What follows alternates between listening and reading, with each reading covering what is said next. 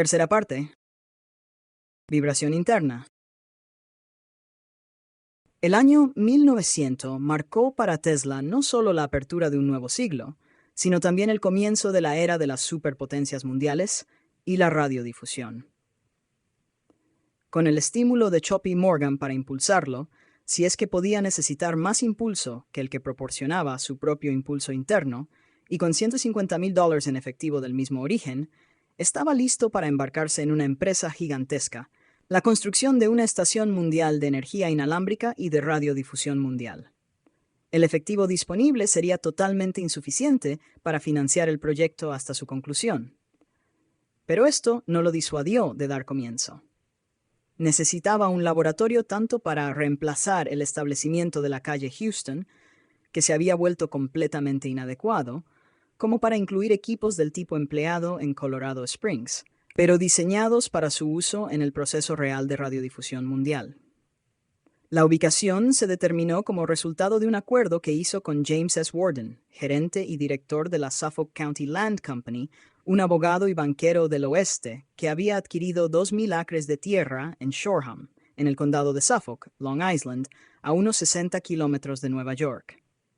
La tierra se convirtió en la base de un desarrollo inmobiliario bajo el nombre de Wardenclyffe.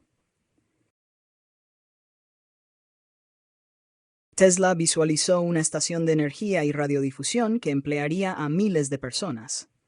Se embarcó, eventualmente, en el establecimiento de una ciudad radio, algo mucho más ambicioso que la empresa en el Rockefeller Center, en Nueva York, que lleva este nombre hoy en día. Tesla planeaba tener todos los canales de longitud de onda transmitidos desde una sola estación, un proyecto que le habría dado un monopolio completo del negocio de la radiodifusión.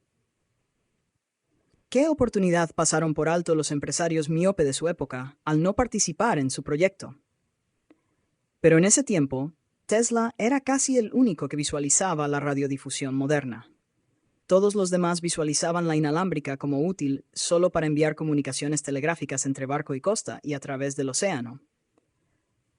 El señor Warden vio posibilidades de cierto tipo en el plan de Tesla, sin embargo, y le ofreció un terreno de 200 acres, de los cuales 20 acres estaban despejados para su estación de energía, con la expectativa de que los 2,000 hombres que pronto serían empleados en la estación construirían hogares en sitios convenientes en el resto del terreno de 2,000 acres. Tesla aceptó. Stanford White, el famoso diseñador de muchas iglesias y otros monumentos arquitectónicos en todo el país, era uno de los amigos de Tesla. Ahora le reveló al famoso arquitecto su visión de una ciudad industrial hermosa y buscó su cooperación para hacer realidad su sueño.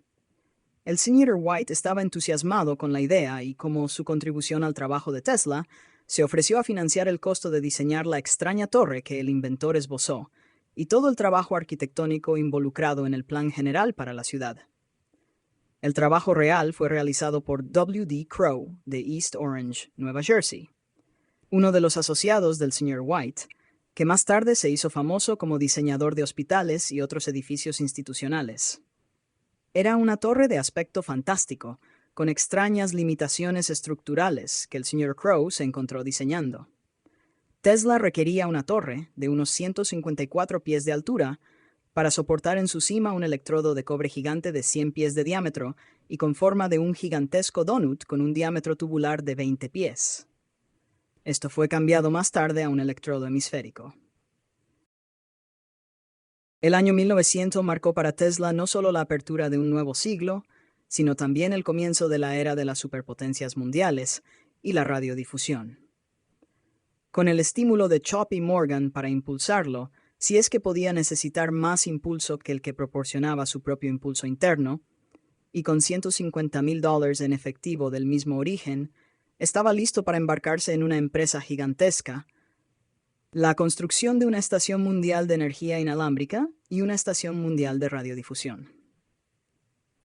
El efectivo disponible sería totalmente insuficiente para financiar el proyecto hasta su conclusión, pero esto no lo disuadió de dar comienzo. Necesitaba un laboratorio tanto para reemplazar el establecimiento de la calle Houston, que se había vuelto completamente inadecuado, como para incluir equipos del tipo empleado en Colorado Springs, pero diseñados para su uso en el proceso real de radiodifusión mundial. La ubicación se determinó como resultado de un acuerdo que hizo con James S. Warden, gerente y director de la Suffolk County Land Company, un abogado y banquero del oeste, que había adquirido 2.000 acres de tierra en Shoreham, en el condado de Suffolk, Long Island, a unos 60 kilómetros de Nueva York. La tierra se convirtió en la base de un desarrollo inmobiliario bajo el nombre Wardenclyffe.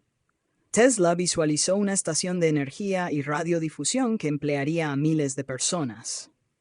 Se embarcó eventualmente en el establecimiento de una ciudad radio, algo mucho más ambicioso que la empresa en el Rockefeller Center en Nueva York, que lleva este nombre hoy en día. Tesla planeaba tener todos los canales de longitud de onda transmitidos desde una sola estación, un proyecto que le habría dado un monopolio completo del negocio de la radiodifusión. ¿Qué oportunidad pasaron por alto los empresarios miope de su época al no participar en su proyecto? Pero en ese tiempo, Tesla era casi el único que visualizaba la radiodifusión moderna. Todos los demás visualizaban la inalámbrica como útil solo para enviar comunicaciones telegráficas entre barco y costa y a través del océano. El señor Warden vio posibilidades de cierto tipo en el plan de Tesla, sin embargo, y le ofreció un terreno de 200 acres, de los cuales 20 acres estaban despejados, para su estación de energía, con la expectativa de que los 2.000 hombres que pronto serían empleados en la estación construirían hogares en sitios convenientes en el resto del terreno de 2.000 acres. Tesla aceptó. Stanford White, el famoso diseñador de muchas iglesias y otros monumentos arquitectónicos en todo el país, era uno de los amigos de Tesla.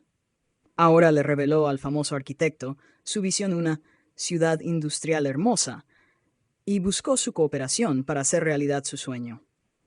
El señor White estaba entusiasmado con la idea y, como su contribución al trabajo de Tesla, se ofreció a financiar el costo de diseñar la extraña torre que el inventor esbozó y todo el trabajo arquitectónico involucrado en el plan general para la ciudad. El trabajo real fue realizado por W. D. Crowe, de East Orange, Nueva Jersey, uno de los asociados del señor White, que más tarde se hizo famoso como diseñador de hospitales y otros edificios institucionales. Era una torre de aspecto fantástico, con extrañas limitaciones estructurales que el señor Crowe se encontró diseñando. Tesla requería una torre de unos 154 pies de altura para soportar en su cima un electrodo de cobre gigante de 100 pies de diámetro y con forma de un gigantesco donut con un diámetro tubular de 20 pies. Esto fue cambiado más tarde a un electrodo hemisférico. La torre tendría que ser una estructura esquelética, construida casi enteramente de madera, con el metal reducido al mínimo absoluto y cualquier accesorio metálico utilizado ser de cobre. No se disponía de datos de ingeniería sobre estructuras de madera de esta altura y tipo. La estructura que Tesla requería tenía una gran cantidad de área de vela, o superficie expuesta al viento, concentrada en la parte superior, creando tensiones que debían ser consideradas en una torre que en sí misma poseía una estabilidad limitada. El señor Crowe resolvió los problemas de ingeniería y luego la tarea igualmente difícil de incorporar cualidades estéticas en semejante edificio. Cuando el diseño estuvo completado, se encontró con otra dificultad. Ninguno de los constructores conocidos pudo ser persuadido para emprender la tarea de erigir la torre. Finalmente, un competente constructor asociado con Norcross Bros., que en aquellos días era una gran firma de contratistas, asumió el contrato, aunque también expresó temores de que los vientos invernales pudieran derribar la estructura. Sin embargo, permaneció en pie durante una docena de años. Cuando el gobierno, por razones militares, decidió que era necesario retirar este destacado hito durante la Primera Guerra Mundial, fueron necesarias grandes cargas de dinamita para derribarlo, y aún así permaneció intacto en el suelo como un invasor marciano caído salido de la Guerra de los Mundos de Wells. La torre se completó en 1902, y con ella un gran edificio bajo de ladrillo de más de 100 pies cuadrados, que proporcionaría alojamiento para la central eléctrica y el laboratorio. Mientras se construían las estructuras, Tesla viajaba diariamente desde el Waldorf Astoria hasta Wardenclyffe, llegando a la cercana estación de Shoreham poco después de las 11 de la mañana y permaneciendo hasta las 3:30 de la tarde. Siempre estaba acompañado por un sirviente, un serbio, que llevaba un pesado cesto lleno de comida. Cuando el laboratorio trasladado desde la calle Houston estaba en pleno funcionamiento en Wardenclyffe, Tesla alquiló la cabaña Bailey cerca de la orilla del Long Island Sound y allí hizo su hogar durante un año. El equipo pesado, los dinamos y motores, que Tesla deseaba para su planta, eran de un diseño inusual, no producido por los fabricantes, y encontró muchos retrasos molestos en conseguir dicho material. Pudo llevar a cabo una amplia gama de experimentos de corriente de alta frecuencia y otros en su nuevo laboratorio, pero el proyecto principal, el de establecer la estación de radiodifusión mundial, se retrasó. Mientras tanto, tenía a varios sopladores de vidrio fabricando tubos para usar en la transmisión y recepción de sus programas de radiodifusión. Esto fue una docena de años antes de que De Forest inventara la forma de tubo de radio ahora en uso general. El secreto de los tubos de Tesla murió con él.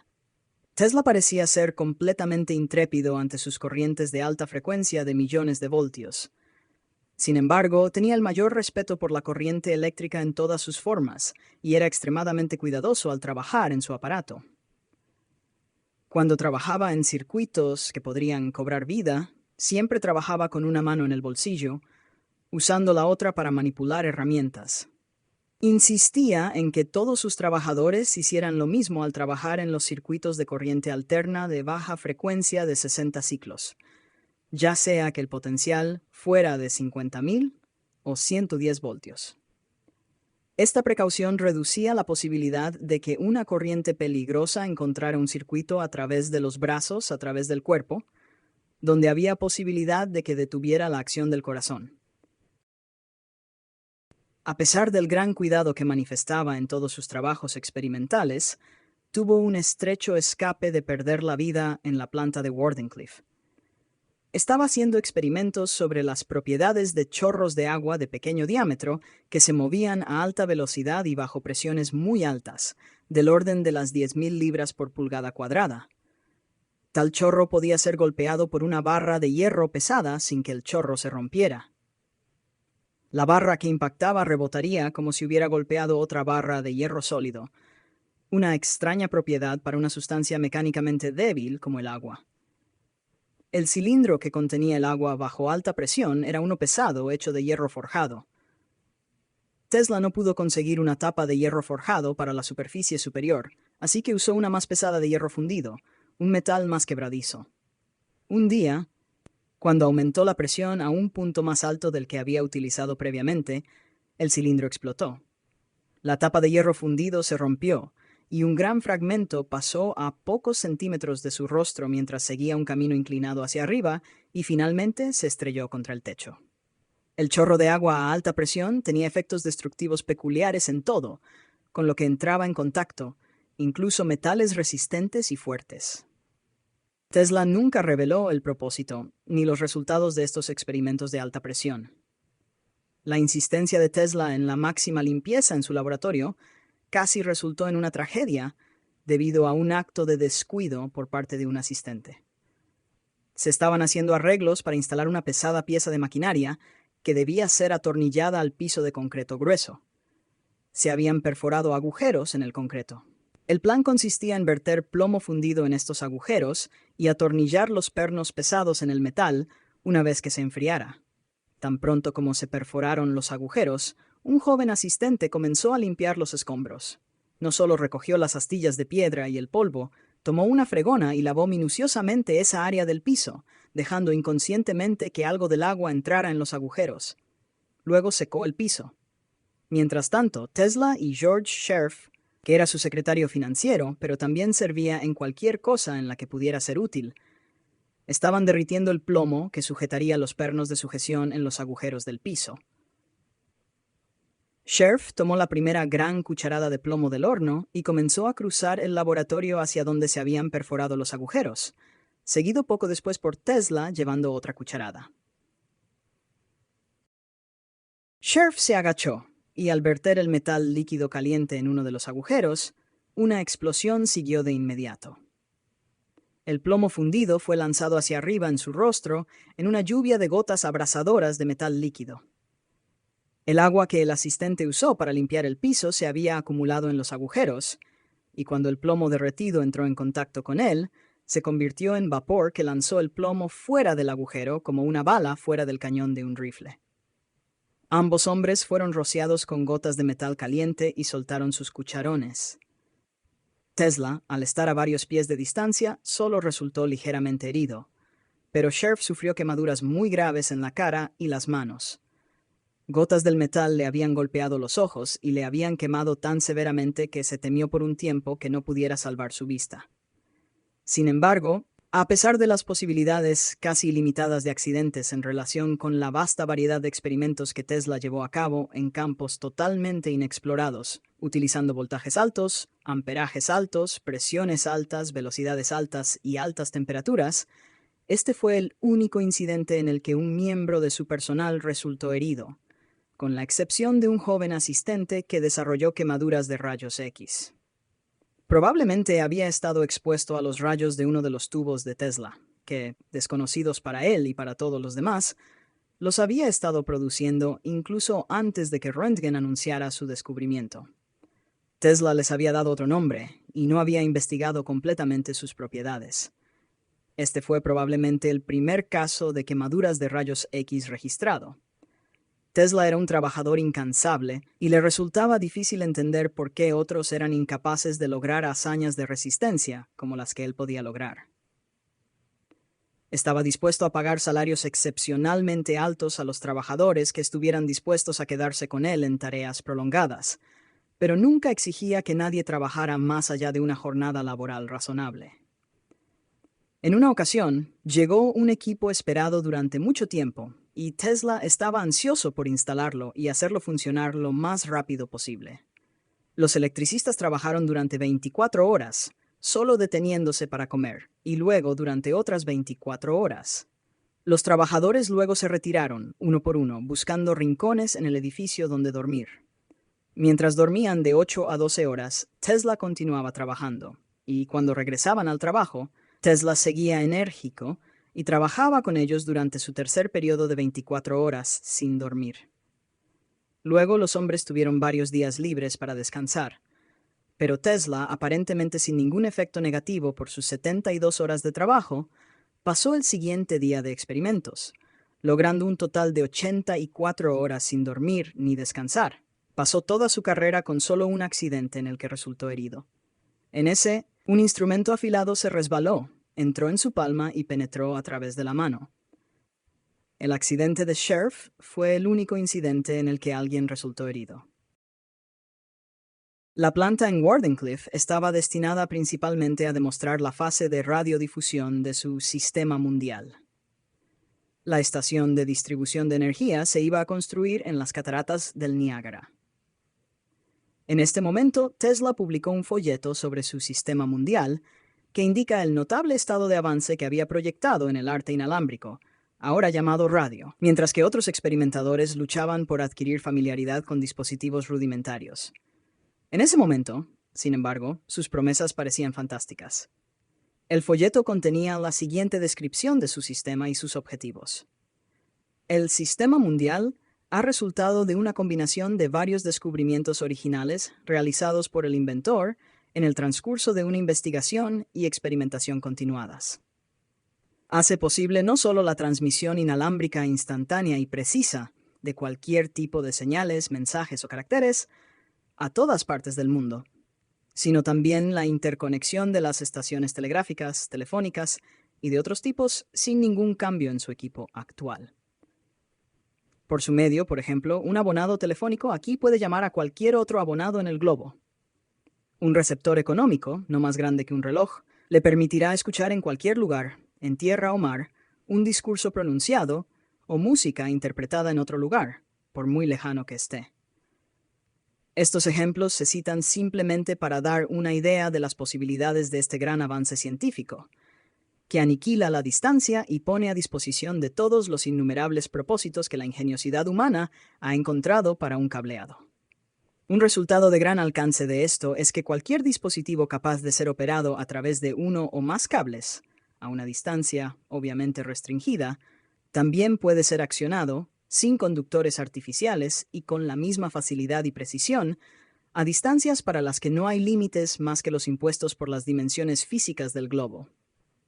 Así, no solo se abrirán campos totalmente nuevos para la explotación comercial mediante este método ideal de transmisión, sino que también se extenderán enormemente los antiguos. El sistema mundial se basa en la aplicación de los siguientes inventos y descubrimientos importantes. 1. El transformador Tesla. Este aparato es en la producción de vibraciones eléctricas, tan revolucionario como lo fue la pólvora en la guerra. Corrientes muchas veces más fuertes que cualquiera generada jamás de las maneras usuales, y chispas de más de 100 pies de largo han sido producidas por el inventor con un instrumento de este tipo. 2. El transmisor amplificador. Este es el mejor invento de Tesla. Un transformador peculiar especialmente adaptado para excitar la Tierra, que es en la transmisión de energía eléctrica lo que el telescopio es en la observación astronómica. Mediante el uso de este dispositivo maravilloso, ya ha generado movimientos eléctricos de mayor intensidad que los del rayo y ha pasado una corriente suficiente para encender más de 200 lámparas incandescentes alrededor del globo. 3. El sistema inalámbrico de Tesla. Este sistema comprende una serie de mejoras y es el único medio conocido para transmitir económicamente energía eléctrica a distancias sin cables. Pruebas y mediciones cuidadosas en conexión con una estación experimental de gran actividad, erigida por el inventor en Colorado, han demostrado que se puede transmitir poder en cualquier cantidad deseada a través del globo, si es necesario, con una pérdida que no excede unos pocos %. El arte de la individualización. Este invento de Tesla es para la sintonización primitiva lo que el lenguaje refinado es para la expresión no articulada. Hace posible la transmisión de señales o mensajes absolutamente secretos y exclusivos, tanto en el aspecto activo como en el pasivo, es decir, sin interferencias y sin poder ser interferidos. Cada señal es como un individuo de identidad inequívoca y virtualmente no hay límite para el número de estaciones o instrumentos que pueden ser operados simultáneamente sin la menor perturbación mutua. Las ondas estacionarias terrestres. Este maravilloso descubrimiento, explicado popularmente, significa que la Tierra responde a vibraciones eléctricas de una frecuencia definida, tal como un diapasón a ciertas ondas de sonido. Estas vibraciones eléctricas particulares, capaces de excitar poderosamente el globo, se prestan a innumerables usos de gran importancia comercial y en muchos otros aspectos.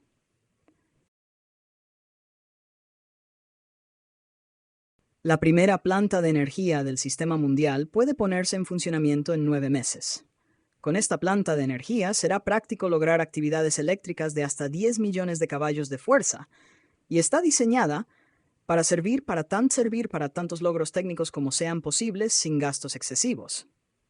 Entre estos se pueden mencionar los siguientes: interconexión de los actuales intercambios telegráficos de oficinas en todo el mundo.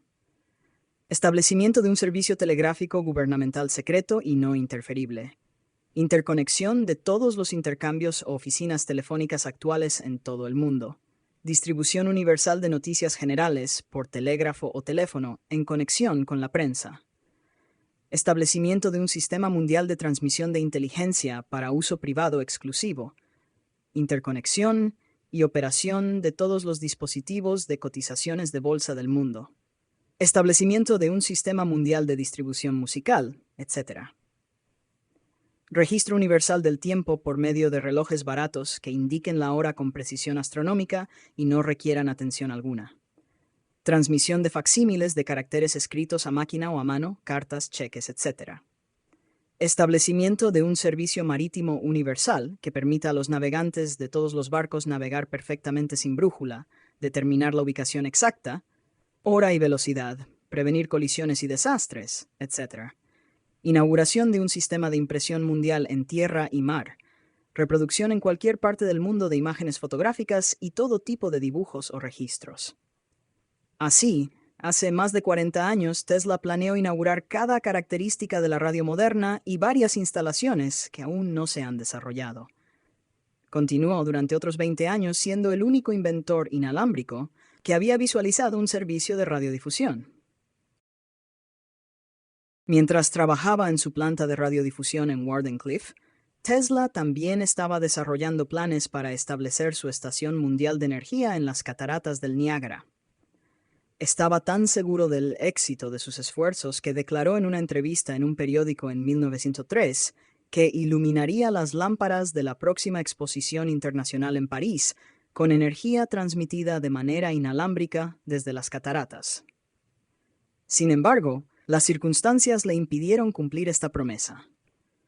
Sus dificultades y planes se describieron en una declaración publicada en el Electrical World and Engineer, el 5 de marzo de 1904.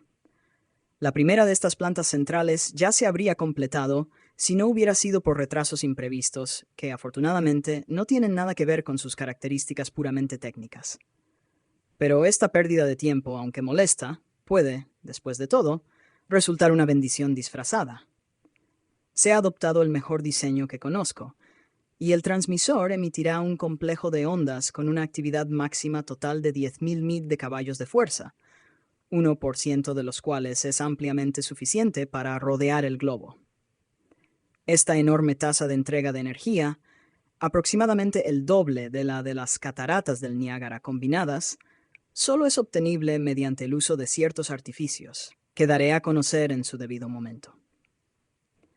Para gran parte del trabajo que he realizado hasta ahora, estoy en deuda con la noble generosidad del Sr. J. Pierpont Morgan, que fue tanto más bienvenida y estimulante, ya que se extendió en un momento en que aquellos que desde entonces han prometido más eran los mayores de los escépticos. También tengo que agradecer a mi amigo Stanford White por mucha asistencia desinteresada y valiosa. Este trabajo está ahora muy avanzado, y aunque los resultados pueden ser tardíos, seguramente llegarán. Mientras tanto, la transmisión de energía a escala industrial no está siendo descuidada. La Canadian Niagara Power Company me ha ofrecido un espléndido incentivo, y junto con lograr el éxito por el bien del arte, me dará la mayor satisfacción hacer que su concesión sea financieramente rentable para ellos. En esta primera planta de energía que he estado diseñando durante mucho tiempo, propongo distribuir 10.000 caballos de fuerza bajo una tensión de 10.000 mil de voltios, que ahora soy capaz de producir y manejar con seguridad. Esta energía será recolectada en todo el mundo, preferentemente en pequeñas cantidades, que varían desde una fracción de 1 hasta unos pocos caballos de fuerza. Uno de los usos principales será la iluminación de hogares aislados. Se necesita muy poca energía para iluminar una vivienda con tubos de vacío operados por corrientes de alta frecuencia, y en cada caso, un terminal un poco por encima del techo será suficiente. Otra aplicación valiosa será el funcionamiento de relojes y otros aparatos similares. Estos relojes serán extremadamente simples. No requerirán absolutamente ninguna atención e indicarán la hora rigurosamente correcta. La idea de imponer la hora americana sobre la Tierra es fascinante y muy probable que se vuelva popular. Hay innumerables dispositivos de todo tipo que se utilizan actualmente o pueden ser suministrados, y al operarlos de esta manera, puedo ofrecer una gran comodidad a todo el mundo, con una planta de no más de 10.000 caballos de fuerza. La introducción de este sistema brindará oportunidades para la invención y la fabricación como nunca antes se habían presentado.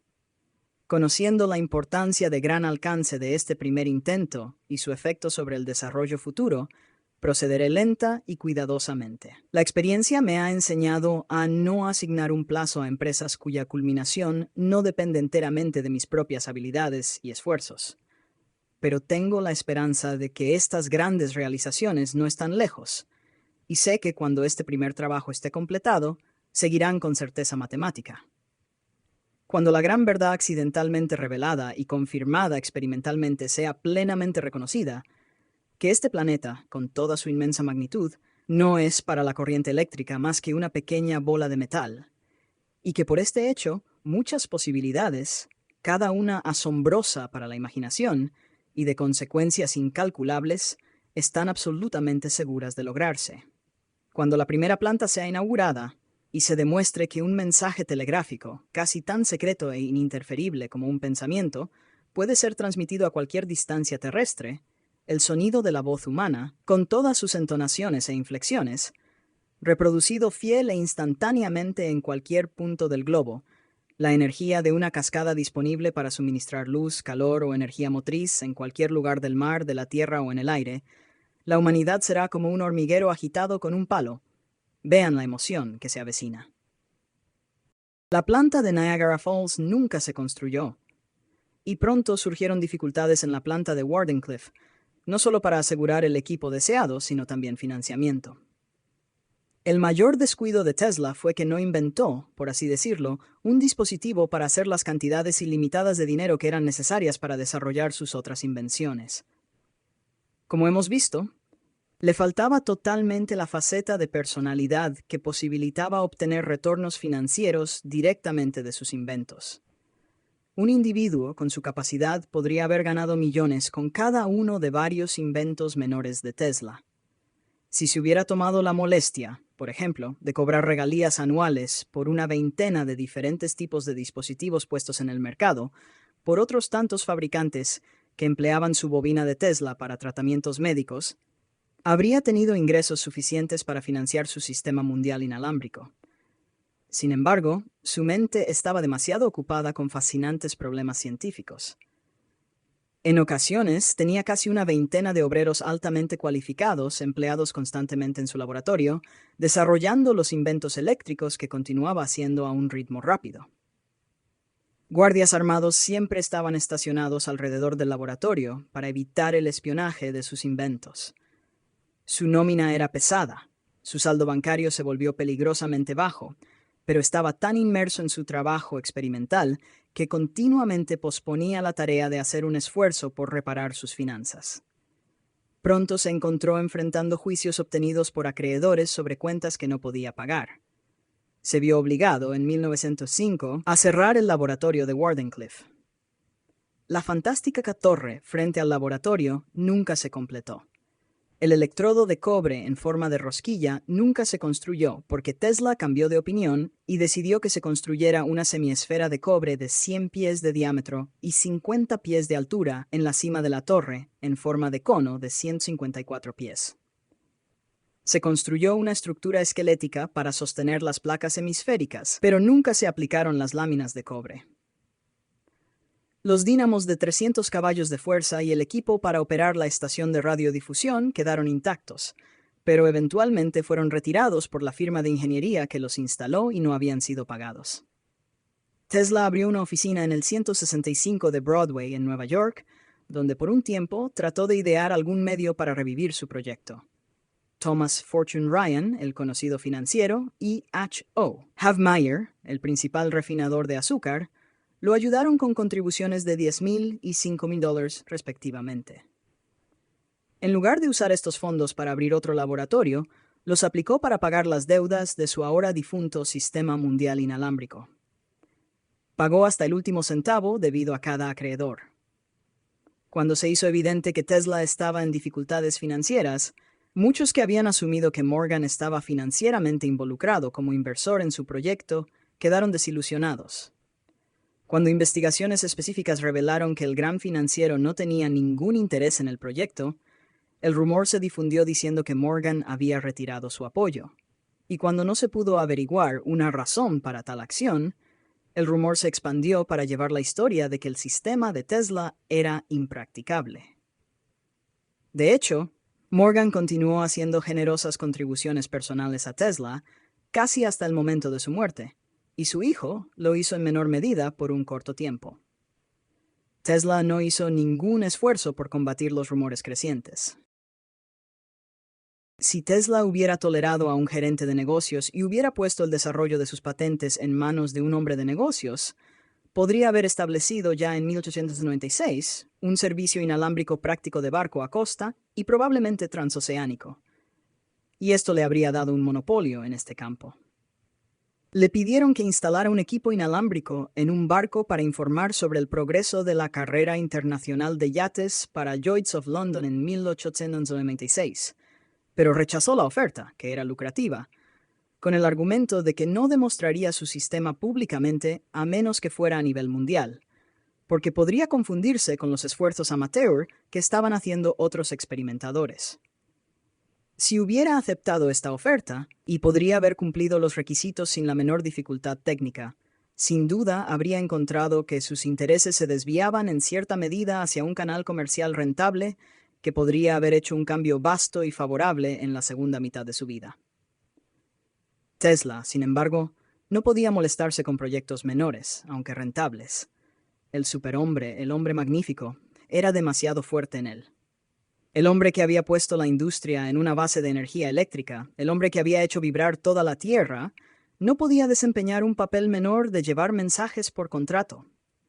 Funcionaría en su capacidad principal o no en absoluto. Sería un Júpiter, nunca un Mercurio. George Scherf, quien fue contratado por Tesla como contable y secretario cuando abrió su laboratorio en Houston Street, era un individuo práctico.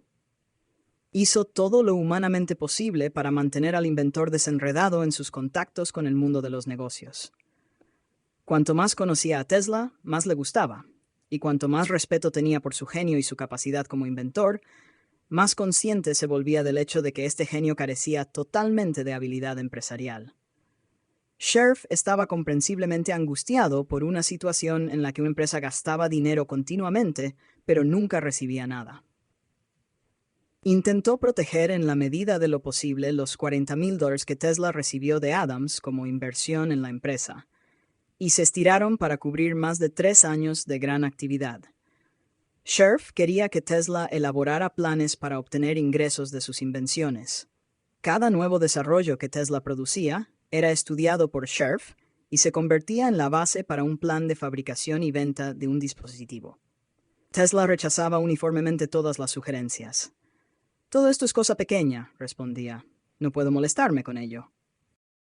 Incluso cuando se le señaló que muchos fabricantes estaban utilizando sus bobinas de Tesla, vendiendo grandes cantidades de ellas y ganando mucho dinero, no se podía despertar su interés para entrar en este campo rentable, ni permitir que Scherf organizara una configuración paralela que pudiera llevarse a cabo sin interferir con su trabajo de investigación.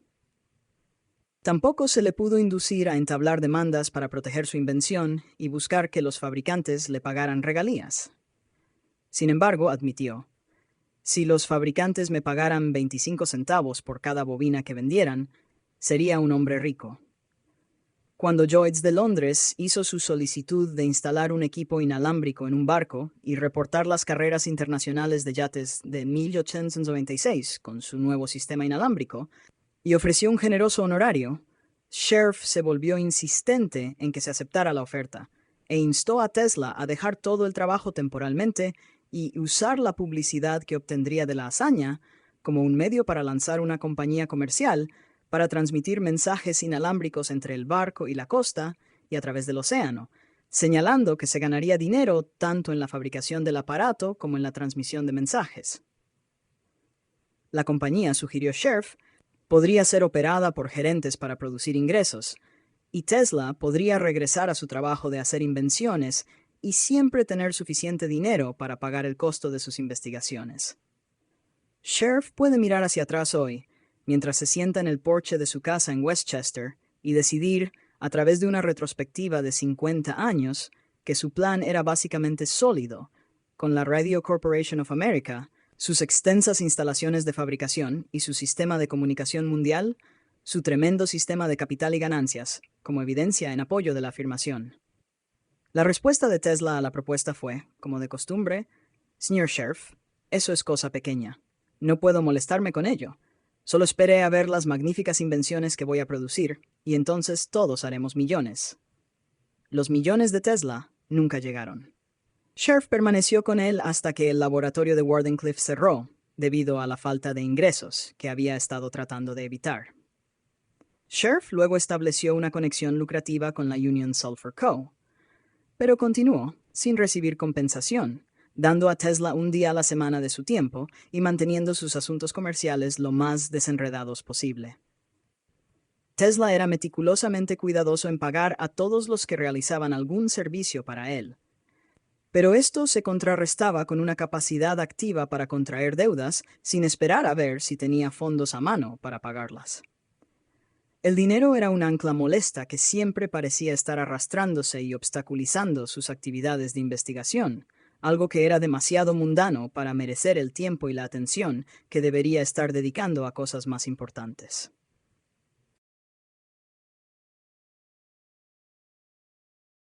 Scherf, con labios apretados y actitud de hombre de negocios, no puede ser inducido a hablar sobre los asuntos de Tesla.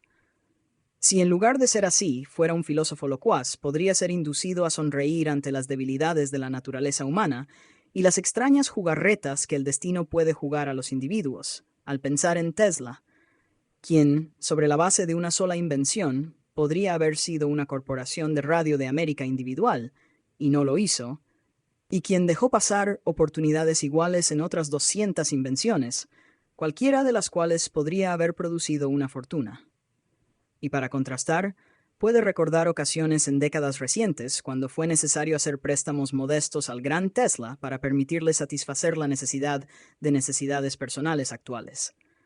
Pero Scherf se niega a permitir cualquier pregunta o discusión cercana sobre estos incidentes.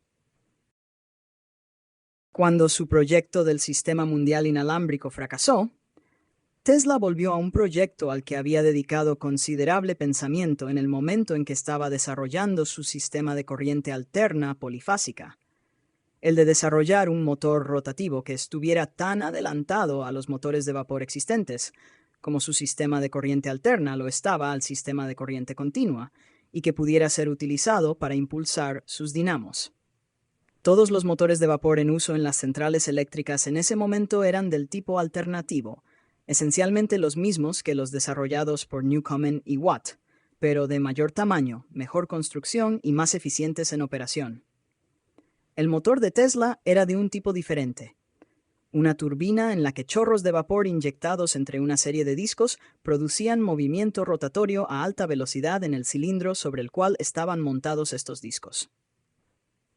El vapor entraba en el borde exterior de los discos, seguía una trayectoria en espiral de una docena o más de convoluciones y salía del motor cerca del eje central. Cuando Tesla informó a un amigo en 1902 que estaba trabajando en un proyecto de motor, declaró que produciría un motor tan pequeño, simple y poderoso que sería una central eléctrica en un sombrero. El primer modelo, que hizo alrededor de 1906, cumplió esta promesa.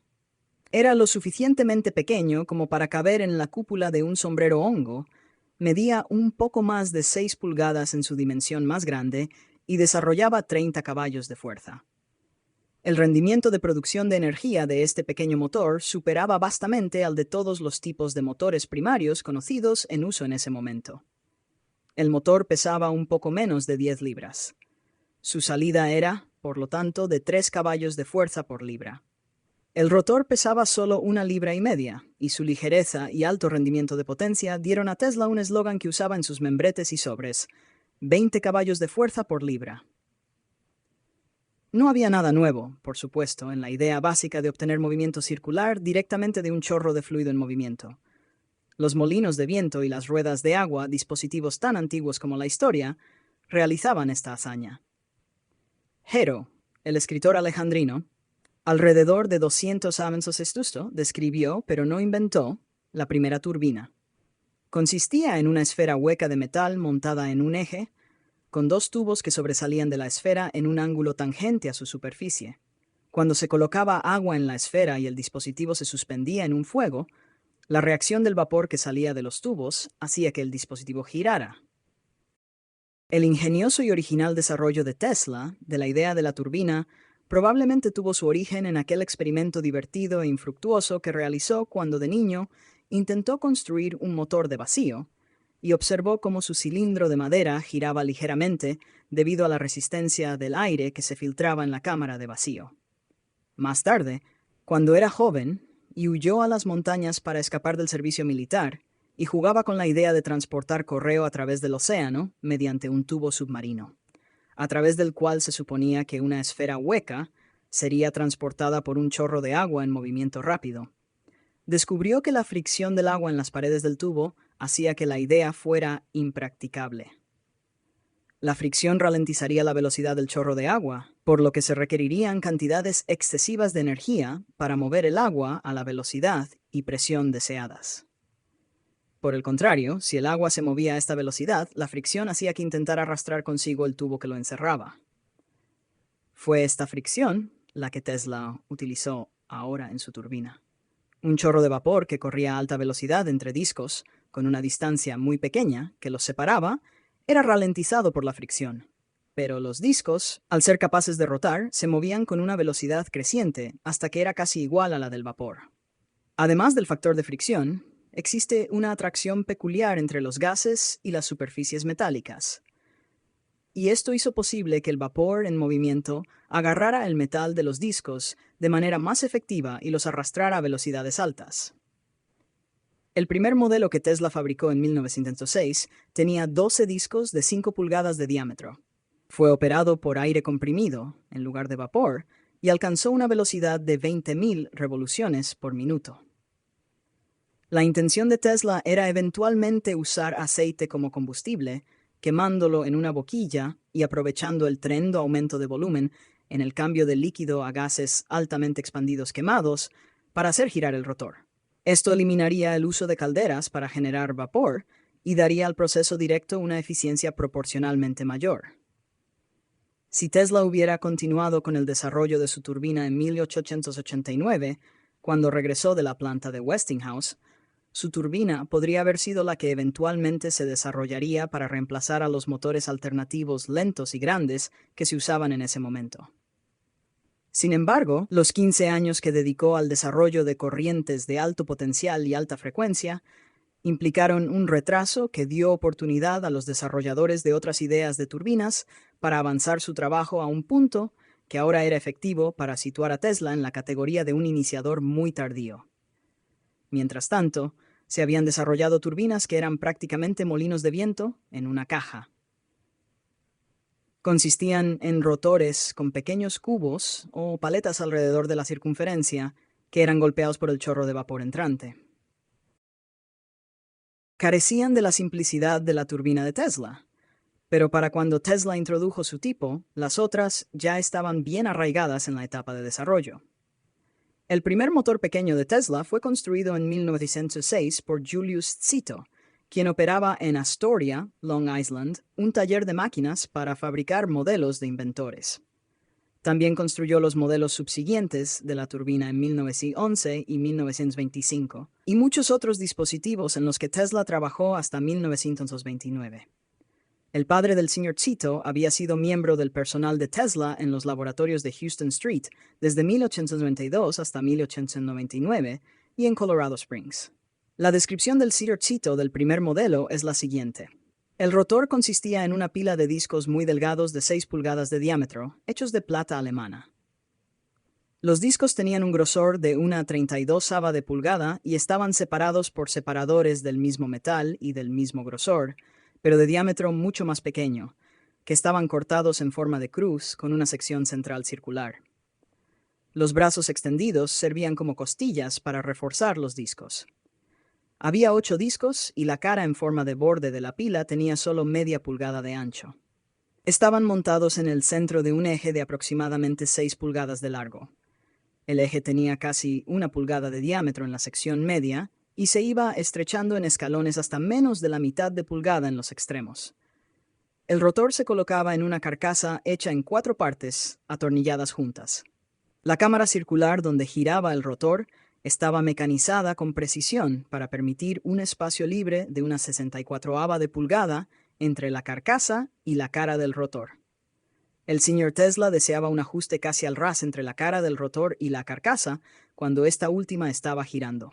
El gran espacio libre era necesario porque el rotor alcanzaba velocidades tremendamente altas, con un promedio de 35.000 revoluciones por minuto. A esta velocidad, la fuerza centrífuga generada por el movimiento de giro era tan grande que estiraba apreciablemente el metal en los discos rotativos. Su diámetro cuando giraban a máxima velocidad era una 32ava de pulgada mayor que cuando estaban parados. Tesla construyó un modelo más grande en 1910. Tenía discos de 12 pulgadas de diámetro y con una velocidad de 10.000 revoluciones por minuto, desarrollaba 100 caballos de fuerza, lo que indicaba una eficiencia mucho mejor que el primer modelo. Desarrollaba más de 3 veces más potencia a la mitad de la velocidad. Durante el año siguiente, 1911, se realizaron aún más mejoras. Los discos se redujeron a un diámetro de 9,75 pulgadas y la velocidad de operación se redujo en un 10%, a 9.000 revoluciones por minuto, y la potencia de salida aumentó en un 10%, a 110 caballos de fuerza. Tras esta prueba, Tesla emitió una declaración en la que declaraba: he desarrollado 110 caballos de fuerza con discos de 9,75 de pulgada de diámetro y con un grosor de aproximadamente 2 pulgadas. Bajo condiciones adecuadas, el rendimiento podría haber sido de hasta 1.000 caballos de fuerza. De hecho, casi no hay límite para el rendimiento mecánico de una máquina así. Este motor funcionará con gas, como en el tipo habitual de motor de explosión utilizado en automóviles y aviones, incluso mejor que con vapor. Las pruebas que he realizado han demostrado que el esfuerzo rotativo con gas es mayor que con vapor. Entusiasmado por el éxito de sus modelos más pequeños de la turbina, operados con aire comprimido y, en menor medida, por combustión directa de gasolina, Tesla diseñó y construyó una unidad más grande, doble, que planeaba probar con vapor en la estación Waterside, la central principal de la New York Edison Company. Esta era una estación que originalmente había sido diseñada para operar con el sistema de corriente continua desarrollado por Edison, pero que ahora funcionaba completamente con el sistema de corriente alterna polifásica de Tesla. Ahora, Tesla, invadiendo el santuario de Edison para probar un nuevo tipo de turbina que esperaba reemplazar a los tipos en uso, estaba definitivamente en territorio enemigo. El hecho de que contara con el respaldo de Morgan y que la Edison Company fuera una compañía de Morgan no tenía ningún efecto neutralizador en la disputa entre Edison y Tesla. Esta situación no se suavizó de ninguna manera por el método de Tesla para llevar a cabo sus pruebas. Tesla era un esquivador del sol confirmado. Prefería trabajar de noche en lugar de durante el día.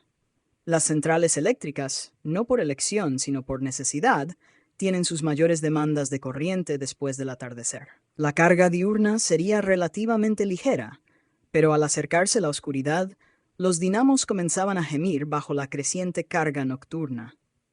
Los servicios de los trabajadores en la estación Waterside estaban disponibles para Tesla para la instalación y las pruebas de su turbina, con la expectativa de que el trabajo se realizara durante el día cuando las tareas de los trabajadores fueran más fáciles. Tesla, sin embargo, rara vez aparecía hasta las 5 de la tarde o más tarde, y hacía oídos sordos a las súplicas de los trabajadores para que llegara más temprano. Insistía en que ciertos trabajadores a los que favorecía permanecieran después de su hora de salida a las 5 en el turno diurno para trabajar con él en horas extras. Tampoco mantenía una actitud conciliatoria hacia el personal de ingeniería o los funcionarios de la empresa.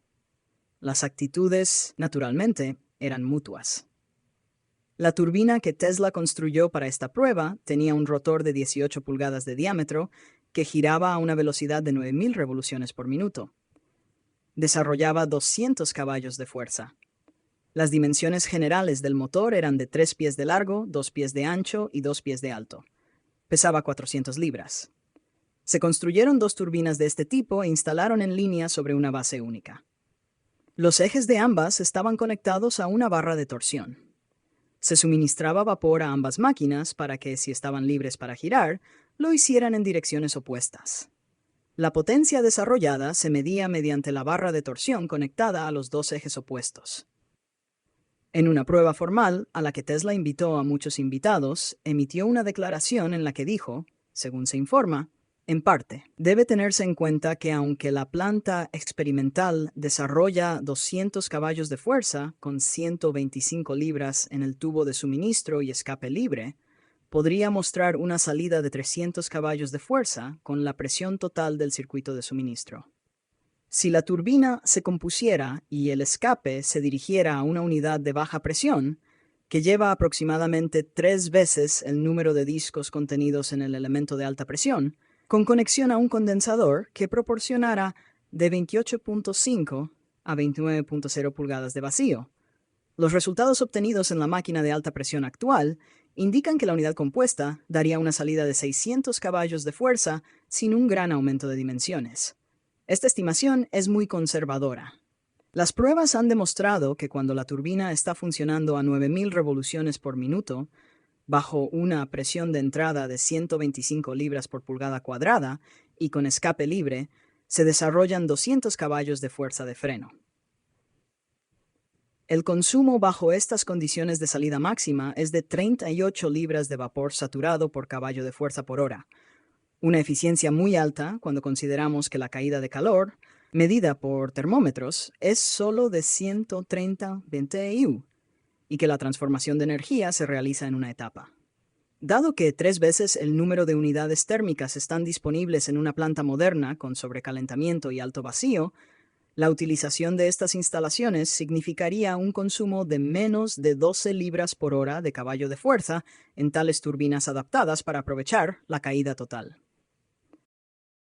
Bajo ciertas condiciones se han obtenido eficiencias térmicas muy altas que demuestran que en máquinas grandes basadas en este principio, el consumo de vapor será mucho menor y debería aproximarse al mínimo teórico, lo que resultaría en la casi sin fricción turbina, transmitiendo casi toda la energía expansiva del vapor al eje. Debe tenerse en cuenta que todas las turbinas que Tesla construyó y probó eran motores de un solo nivel, utilizando aproximadamente un tercio de la energía del vapor.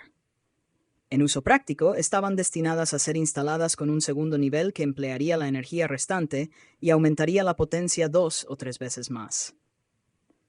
Los dos tipos de turbinas de uso común tienen cada una docena o más de etapas dentro de una sola carcasa. Algunos del campamento eléctrico de Edison, observando las pruebas de la barra de torsión y aparentemente sin entender que en dicha prueba los dos rotores permanecen estacionarios, sus presiones opuestas representando una especie de tira y afloja medida como par, propagaron la historia de que la turbina era un completo fracaso, que esta turbina no sería práctica si su eficiencia se hubiera aumentado 1000 veces. Fueron historias como estas las que contribuyeron a la imputación de que Tesla era un visionario impráctico. Sin embargo, la turbina Tesla, usada como motor de un solo nivel, funcionando como un pequeño productor de energía, en la forma en que realmente se probó, anticipó más de 25 años un tipo de turbina que ha sido instalada en años recientes en la estación Waterside. Se trata de un motor muy pequeño, con palas en su rotor, conocido como una turbina superior, que se inserta en la línea de vapor entre las calderas y las turbinas ordinarias. Se suministra vapor de presión aumentada, y la turbina superior extrae esta crema del vapor y exhala vapor que hace funcionar las otras turbinas de manera normal. La compañía General Electric estaba desarrollando la turbina Curtis en ese momento, y la Westinghouse Electric and Manufacturing Company estaba desarrollando la turbina Parsons. Y ninguna de las dos compañías mostró el más mínimo interés en la demostración de Tesla.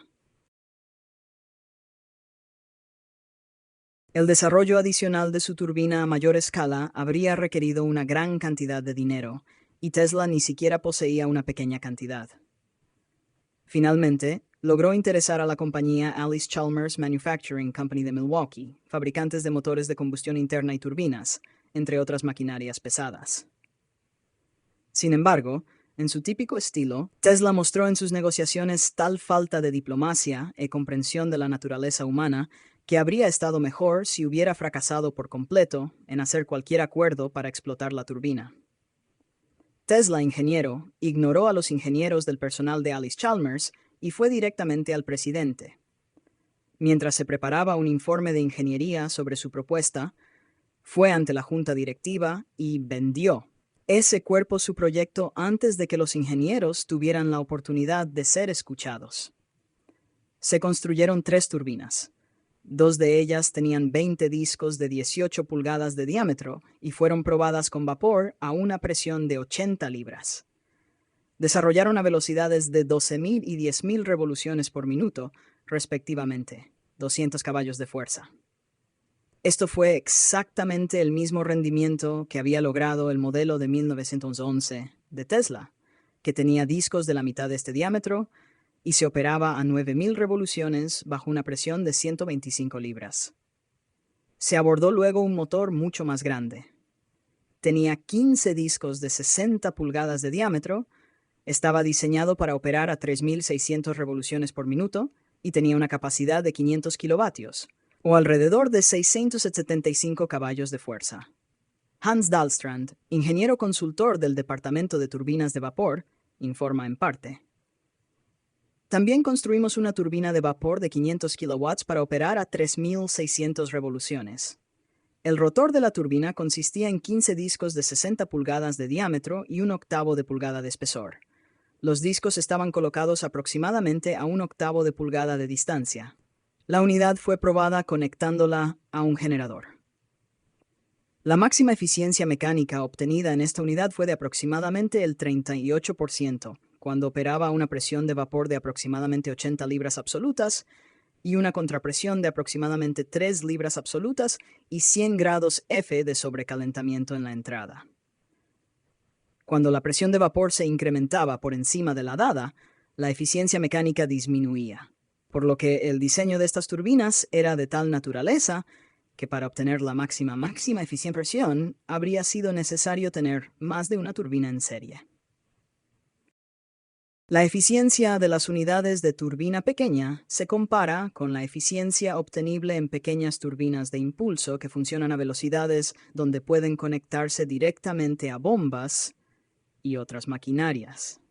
Es obvio, por lo tanto, que la unidad pequeña, para obtener la misma eficiencia, debía operar a entre 10.000 y 12.000 revoluciones.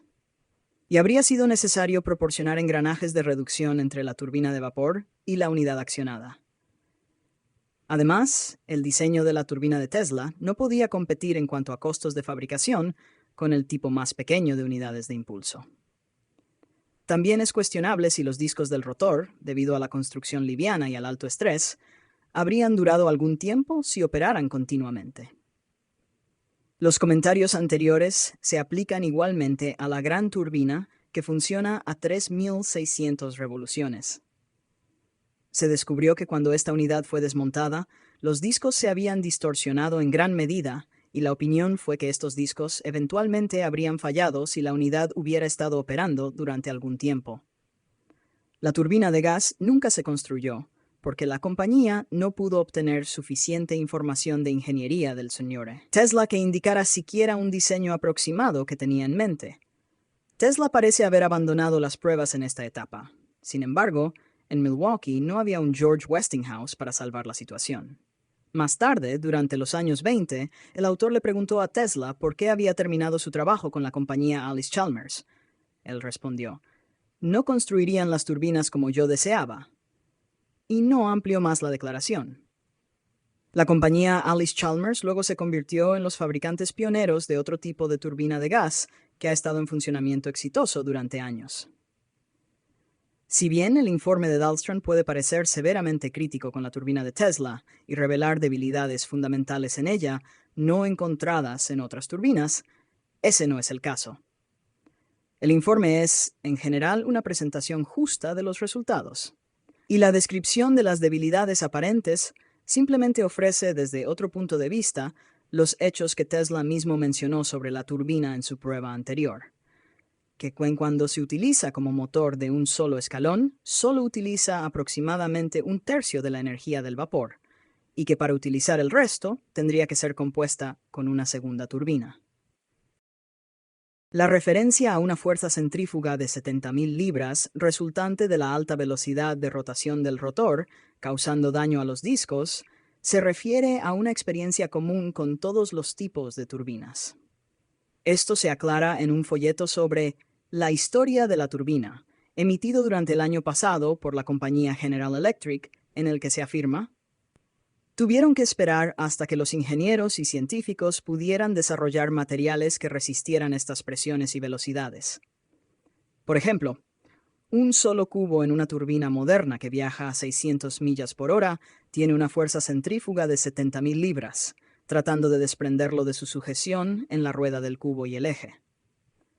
En este infierno furioso, los cubos de alta presión en un extremo de la turbina se vuelven incandescentes, mientras que a pocos metros de distancia, los grandes cubos en las últimas etapas corren a 600 millas por hora a través de una tormenta de lluvia tibia, tan rápido que las gotas de vapor condensado cortan como un chorro de arena. Dahlstrand informó que se encontraron dificultades en la turbina de Tesla debido a la vibración, lo que hizo necesario reforzar los discos. Que esta dificultad es común a todas las turbinas también se indica en el folleto de General Electric, que afirma: la vibración agrietó cubos y ruedas y destrozó turbinas, a veces en cuestión de horas y a veces después de años de operación.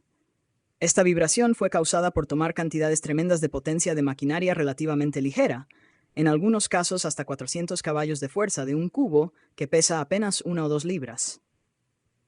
Los problemas principales de la turbina son 4: altas temperaturas, altas presiones, altas velocidades y vibración interna. Y su solución radica en la ingeniería, la investigación y la habilidad en la fabricación. Estos problemas todavía están esperando su solución final, incluso con los fabricantes que han estado construyendo turbinas durante 40 años. Y el hecho de que se encontraran en la turbina de Tesla y se informaran no es una crítica final a la invención de Tesla en las etapas más tempranas de su desarrollo.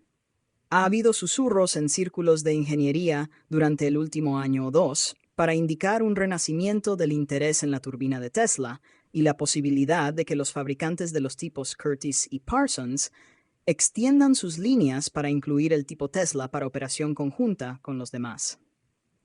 El desarrollo de nuevas aleaciones, que ahora casi se pueden hacer a medida con las cualidades deseadas de estabilidad mecánica en condiciones de alta temperatura y grandes tensiones, es en gran medida responsable de este cambio de eventos.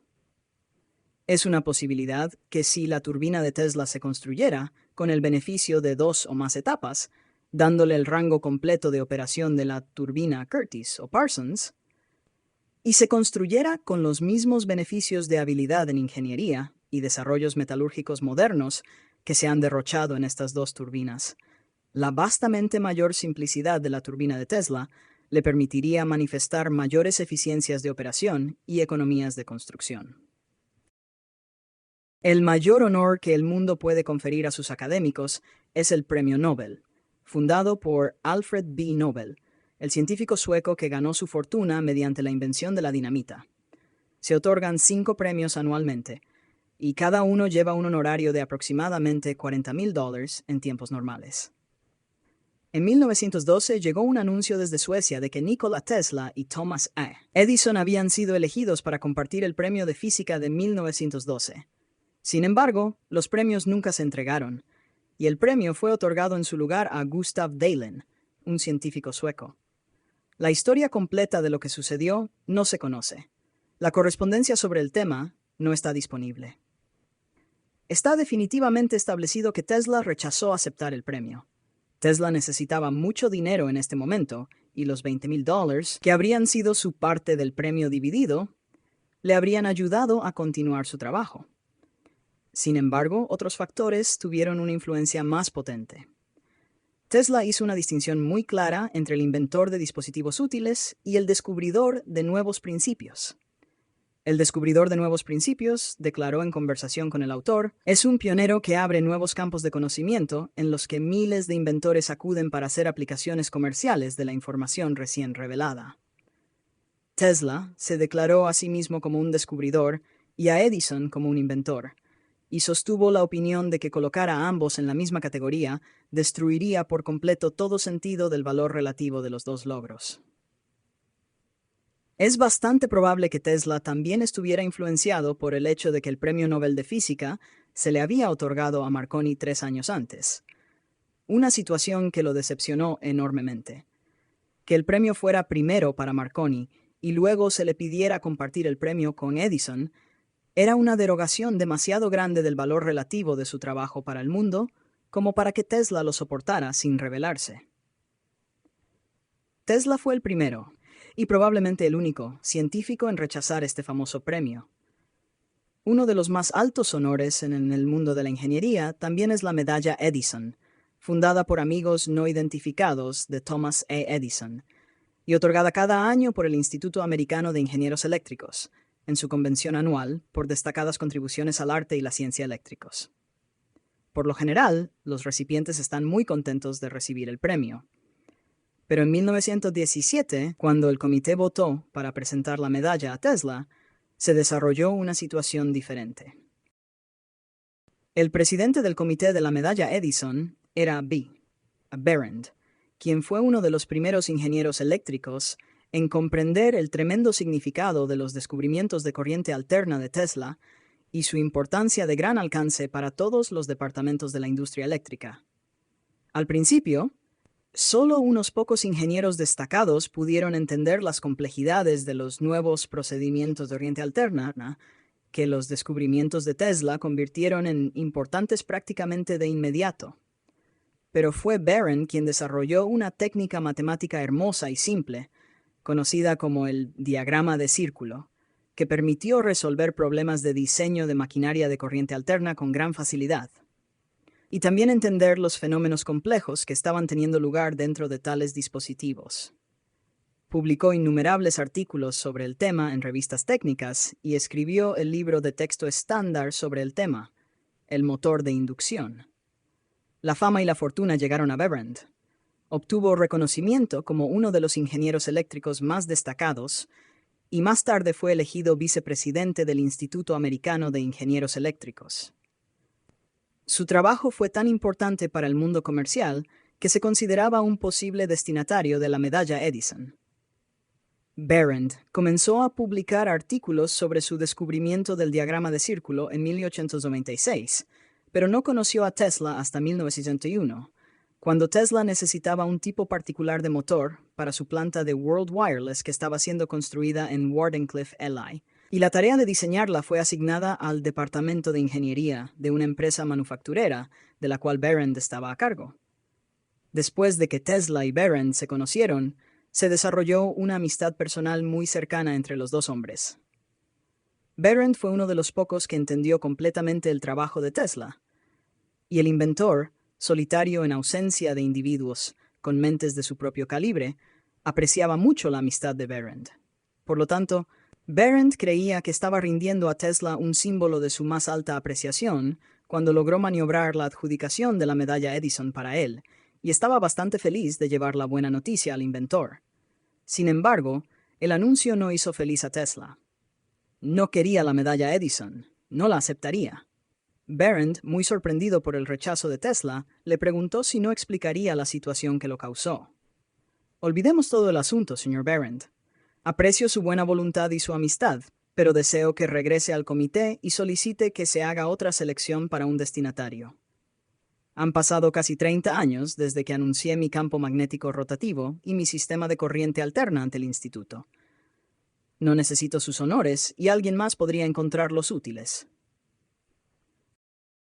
Hubiera sido imposible para Barron negar que el instituto había fallado, durante este largo periodo, en honrar al hombre cuyos descubrimientos fueron responsables de crear los empleos ocupados probablemente por más de 3/4 de los miembros del instituto, mientras que se habían distribuido honores a muchos otros por logros relativamente menores. Aún así, utilizando el privilegio de la amistad, Barron presionó para obtener una explicación adicional. «Propones», respondió Tesla, «honrarme con una medalla que podría ponerme en la solapa de mi abrigo y pavonearme durante una hora vanidosa ante los miembros e invitados de tu instituto. Otorgarías una apariencia exterior de honrarme, pero decorarías mi cuerpo y continuarías dejando morir de hambre por falta de reconocimiento mi mente y sus productos creativos que han proporcionado el fundamento sobre el cual existe la mayor parte de tu instituto. Y cuando pasaras por la pantomima vacía de honrar a Tesla, no estarías honrando a Tesla, sino a Edison, quien previamente ha compartido la gloria no merecida de cada destinatario anterior de esta medalla». Sin embargo, Barron, después de varias visitas, finalmente convenció a Tesla de aceptar la medalla. La costumbre requiere que el destinatario de una medalla pronuncie un discurso formal. En las ocasiones, un cuarto de siglo antes, cuando Tesla fue invitado a dirigirse al instituto, tenía amplias instalaciones de laboratorio y había invertido mucho tiempo, esfuerzo, pensamiento y dinero en la preparación de sus conferencias. Sin embargo, no se le otorgaron honores por ellas. Ahora estaba sin instalaciones de laboratorio y sin recursos financieros adecuados, aunque su mente más madura estaba tan llena de ideas e invenciones no nacidas como siempre lo había estado. No se le requería presentar una conferencia de demostración. Sin embargo, en este asunto, Tesla fue víctima de sus propias actuaciones pasadas, y había una expectativa de que emergiera del relativo olvido que lo había envuelto durante más de una década, y viniera, como un maestro mago, portando algunos nuevos y maravillosos regalos de invención al mundo. Tesla asistió a algunas de las reuniones de la convención, y Behrend, no del todo seguro de lo que el medallista podría hacer, lo tomó bajo su tutela después de la sesión de la tarde y lo escoltó al Hotel St. donde Tesla ahora tenía su hogar, y donde ambos se vistieron con sus trajes formales para las ceremonias de la noche. El primer evento en el programa de la noche era una cena privada en el Engineers Club, ofrecida por el Instituto al Medallista, quien era el invitado de honor, y asistida por destinatarios anteriores de la medalla Edison, así como miembros del comité y los oficiales del instituto. Fue una ocasión de gala y representó una concentración inusual del mayor talento en ingeniería eléctrica del mundo. Se podía confiar en que Tesla agregara brillo a cualquier ocasión así, pero aunque su conversación animada contribuyó a la alegría del grupo, estaba claramente incómodo. El Engineers Club, en el lado sur de la calle 40, entre las avenidas Quinta y Sexta, da al Bryant Park, cuyo tercio oriental está ocupado por el edificio clásico de la Biblioteca Pública de Nueva York, que mira hacia la Quinta Avenida desde las calles 40 a 42.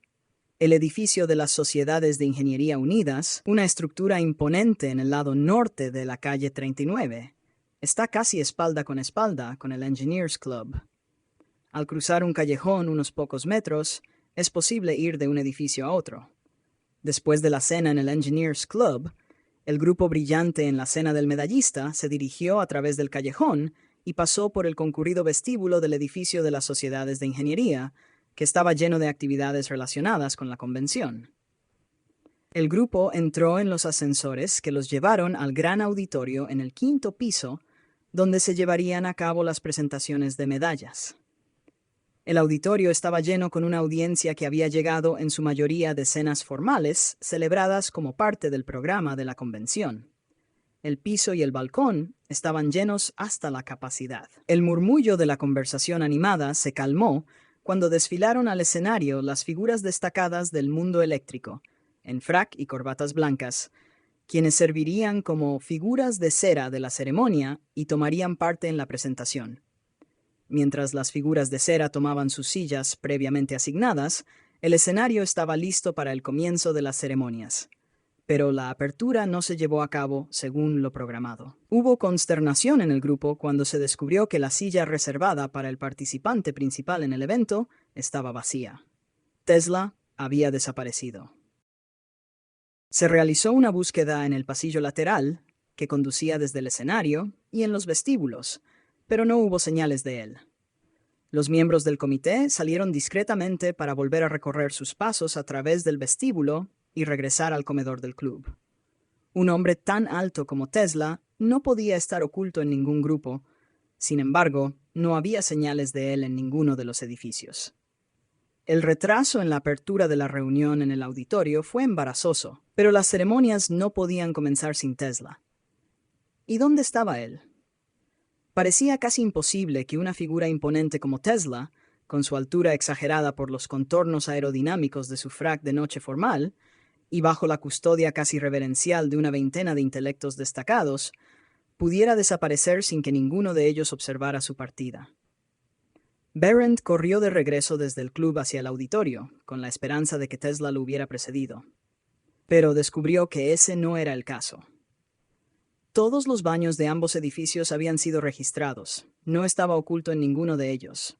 Nadie podía ofrecer una teoría para explicar su desaparición.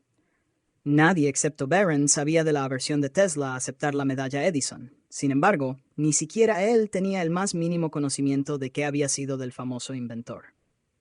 Recordó haber notado los caminos sombríos del Bryant Park frente al club, cuando él y Tesla salieron del taxi más temprano en la noche, y se preguntó si Tesla había retrocedido allí para alguna meditación tranquila antes de la ceremonia. Salió apresuradamente del club. Cuando Behrend entró en Bryant Park, los últimos destellos tenues del crepúsculo eran visibles en el cielo alto. Pero en el parque las sombras de la noche se estaban reuniendo, y aquí y allá se podían escuchar los débiles gorjeos de los pájaros. El gorjeo de los pájaros le trajo, como un destello, a la mente de Behrend la escena que había observado en el apartamento de Tesla en el Hotel St. Regis. En la habitación que Tesla había dispuesto como sala de lectura y oficina, había un escritorio con tapa de persiana, y sobre él había 4 cestas circulares ordenadas, en 2 de las cuales se acomodaban palomas. Antes de salir del apartamento, Tesla se acercó a la ventana, que siempre estaba abierta, silbó suavemente, y 2 palomas más volaron rápidamente hacia la habitación. Justo antes de salir para la cena, Tesla alimentó a las palomas, y después de hacerlo, deslizó una bolsa de papel llena de algo en su bolsillo. El posible significado de este último acto no ocurrió a Behrend hasta que escuchó el gorjeo de los pájaros en el parque. Con toda la velocidad posible, Behrend se apresuró fuera del parque, por la calle 40 hacia la Quinta Avenida, y subió las escaleras hasta la plaza de la biblioteca. Aquí contempló una vista que lo asombró casi más allá de lo que sus ojos le decían. Aquí estaba el hombre desaparecido. Recordó que Tesla visitaba regularmente la biblioteca, la Catedral de San Patricio u otros lugares para alimentar a las palomas. En el centro de un gran círculo delgado de observadores se encontraba la imponente figura de Tesla, con una corona de 2 palomas en su cabeza, sus hombros y brazos adornados con una docena más. Sus cuerpos blancos o azul pálido contrastaban fuertemente con su traje negro y su cabello negro, incluso en el crepúsculo. En cada una de sus manos extendidas había otra ave, mientras que aparentemente cientos más formaban una alfombra viva en el suelo frente a él, saltando y picoteando la semilla que había estado esparciendo. El impulso de Behrend fue correr hacia allí, ahuyentar a las aves y, agarrando al hombre desaparecido, llevarlo de vuelta al auditorio. Algo lo hizo detenerse. Una acción tan abrupta parecía casi sacrílega. Mientras vacilaba momentáneamente, Tesla lo divisó y lentamente cambió la posición de una mano para levantar un dedo de advertencia. Sin embargo, mientras lo hacía, se movió lentamente hacia Behrend, y al acercarse, algunas de las aves volaron de los hombros de Tesla a los de Behrend. Aparentemente, al percibir una situación perturbadora, todas las aves volaron al suelo. Apelando a Tesla para que no lo decepcionara ni avergonzara a quienes esperaban en la reunión, Behrend logró persuadir al inventor para que regresara al auditorio. Poco sabía Behrend cuánto significaban más para Tesla las palomas que la medalla Edison. Y poco podía sospechar nadie el secreto fantástico en la vida de Tesla, cuya manifestación externa era su fiel alimentación de sus amigos emplumados. Para Behrend era simplemente otra manifestación, y en este caso muy embarazosa, de la no conformidad del genio. Más sobre esto más adelante. Al regresar al auditorio, Behrend explicó brevemente al presidente que Tesla había estado temporalmente enfermo, pero que ahora su condición era bastante satisfactoria. La apertura de la reunión se retrasó unos 20 minutos. En su discurso de presentación, Behrend señaló que por una extraordinaria coincidencia, era exactamente hace 29 años, hasta el mismo día y hora, que Nikola Tesla presentó su descripción original de su sistema de corriente alterna polifásica. Agregó: no desde la aparición de las investigaciones experimentales en electricidad, de Faraday ha sido expresada una gran verdad experimental de manera tan simple y clara como esta descripción del gran descubrimiento del señor Tesla sobre la generación y utilización de corrientes alternas polifásicas. No dejó nada por hacer a quienes lo siguieron. Su documento contenía incluso el esqueleto de la teoría matemática.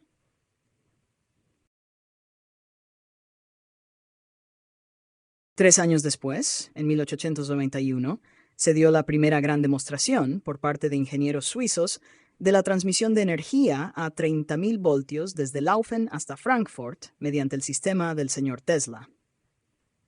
Algunos años más tarde, esto fue seguido por el desarrollo de la Cataract Construction Company, bajo la presidencia de nuestro miembro, el señor Edward D. Adams, y con la ayuda de los ingenieros de la compañía Westinghouse. Es interesante recordar aquí esta noche que, con el apoyo de Lord Kelvin al señor Adams, Lord Kelvin recomendó el uso de corriente continua para el desarrollo de energía en las cataratas del Niágara y para su transmisión a Buffalo. La adecuada apreciación o incluso enumeración de los resultados de la invención del señor Tesla no es ni práctica ni deseable en este momento. Hay un tiempo para todas las cosas. Basta decir que, si quisiéramos eliminar de nuestro mundo industrial los resultados del trabajo del señor Tesla, Las ruedas de la industria dejarían de girar, nuestros coches y trenes eléctricos se detendrían, nuestras ciudades estarían oscuras, nuestros molinos estarían muertos e inactivos. Sí, tan trascendente es este trabajo que se ha convertido en la urdimbre y la trama de la industria.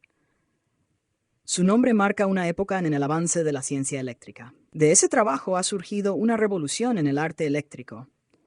Le pedimos al señor Tesla que aceptara esta medalla.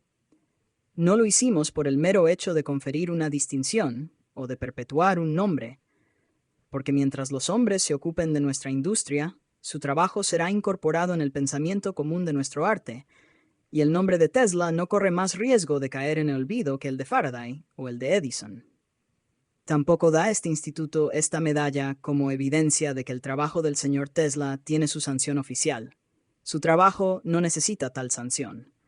No, señor Tesla, le rogamos que conserve esta medalla como símbolo de nuestra gratitud por un nuevo pensamiento creativo, el poderoso impulso, similar a una revolución que has dado a nuestro arte y a nuestra ciencia. Has vivido para ver el trabajo de tu genio establecido.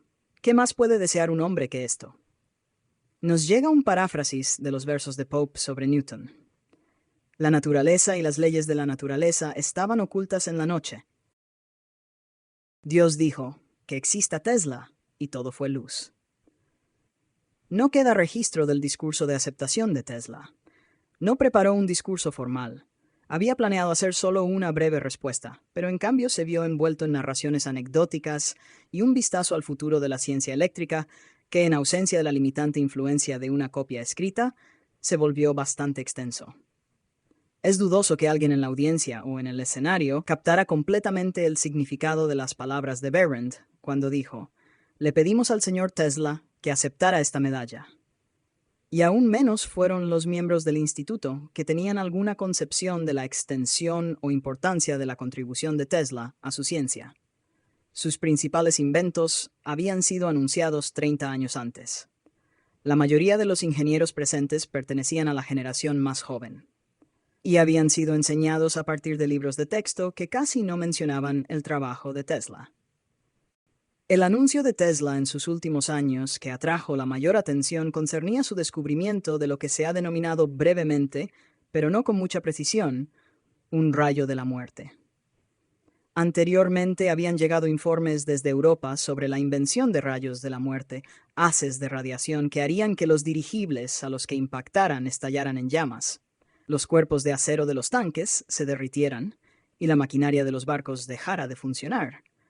Pero todos daban indicios de ser parte del juego de la fanfarronería diplomática. El preludio al anuncio del rayo de la muerte de Tesla vino varios años antes, en forma de una declaración de que había hecho descubrimientos sobre una nueva forma de generación de energía que, cuando se aplicara, haría que las unidades de turbina dinamo más grandes existentes en las centrales eléctricas parecieran pigmeos. Hizo este anuncio en entrevistas con la prensa en 1933 y declaró que también estaba trabajando en un nuevo tipo de generador para la producción de radiación de todo tipo y en las mayores intensidades. Hizo anuncios similares al año siguiente. Ambos anuncios merecían la más seria consideración, aunque no estaban acompañados de evidencia experimental y no revelaban detalles técnicos. Cuando Tesla hablaba como científico, se oponía a las guerras en todos los aspectos morales, económicos y prácticos y teóricos. Pero, como la mayoría de los científicos, cuando dejaba de pensar como científico y permitía que sus emociones dominaran sus pensamientos, encontraba excepciones en las que sentía que algunas guerras y situaciones eran justificables.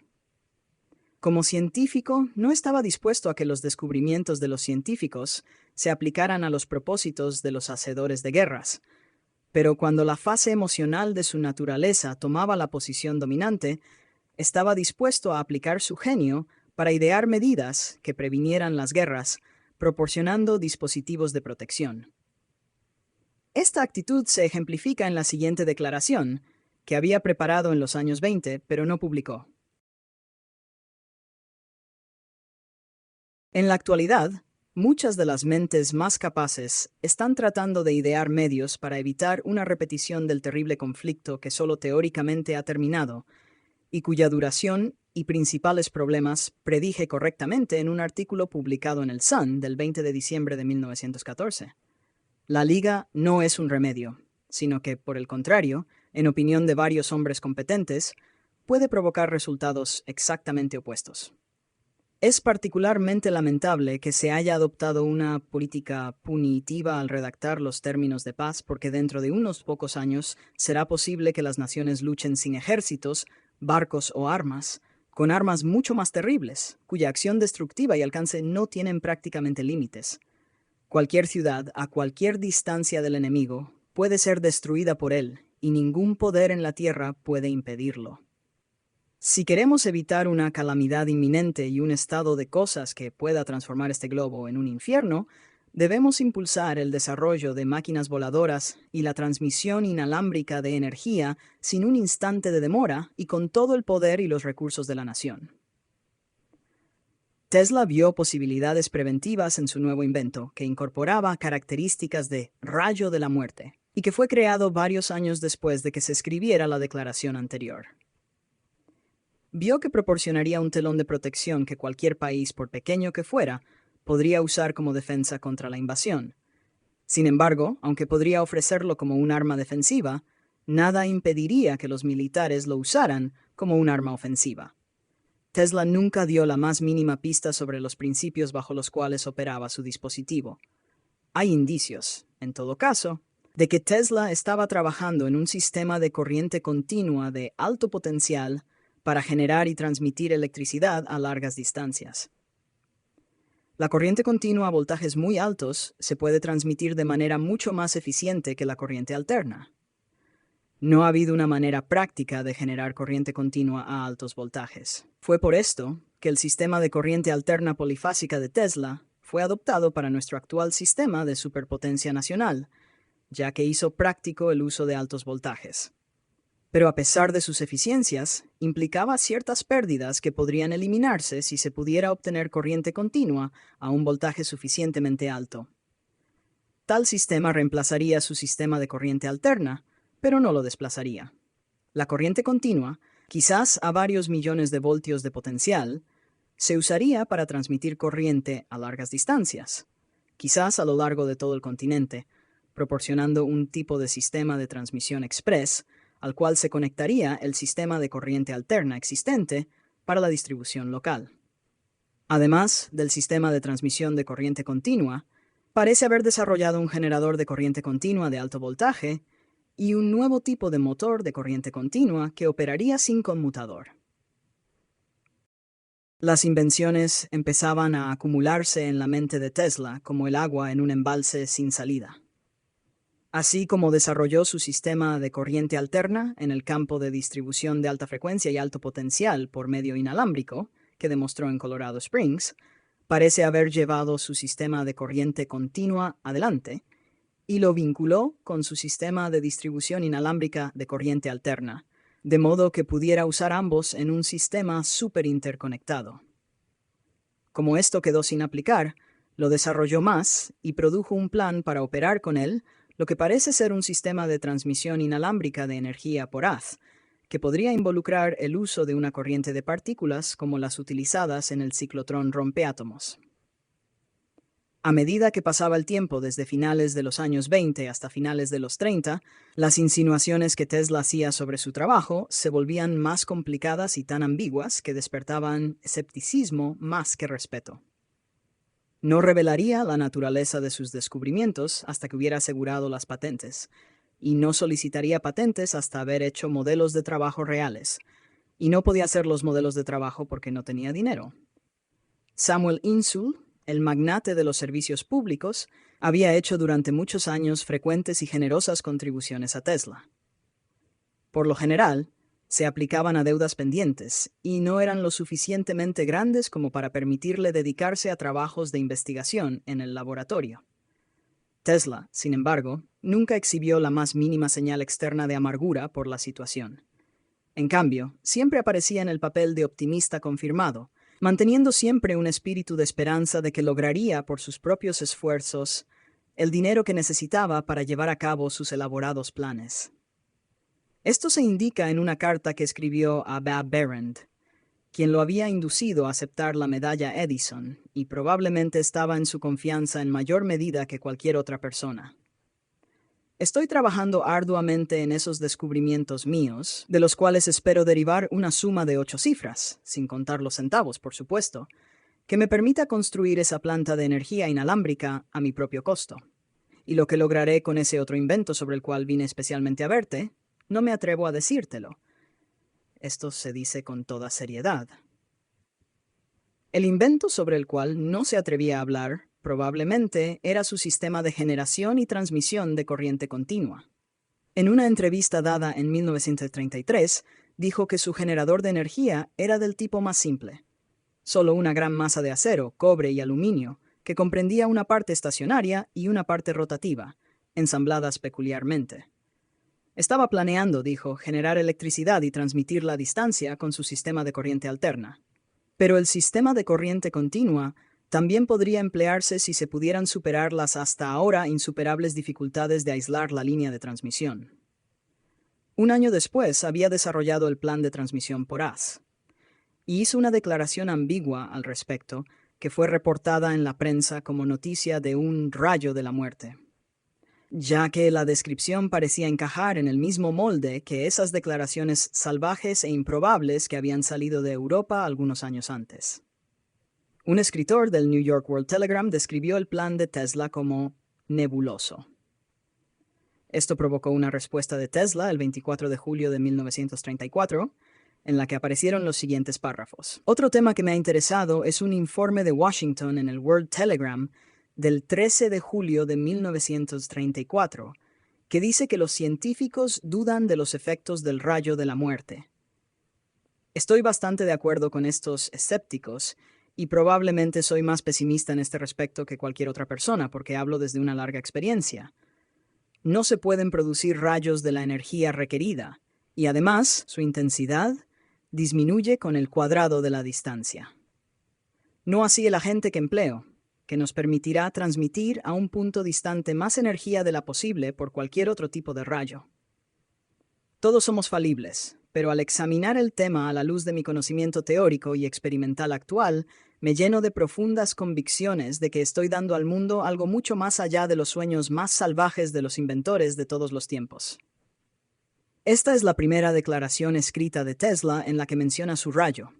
Pero, como ya se ha señalado, había obtenido algunas declaraciones confidenciales de él durante el año anterior o así sobre los resultados que esperaba lograr a través de su nuevo descubrimiento, cuya naturaleza mantuvo como un secreto bien protegido.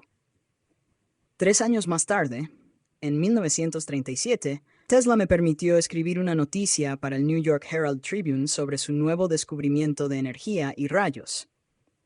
En ella enfatizaba la utilidad del descubrimiento para suministrar energía a los barcos para viajar a través del océano, eliminando así la necesidad de llevar suministros de combustible, más que su uso como arma de defensa u ofensiva.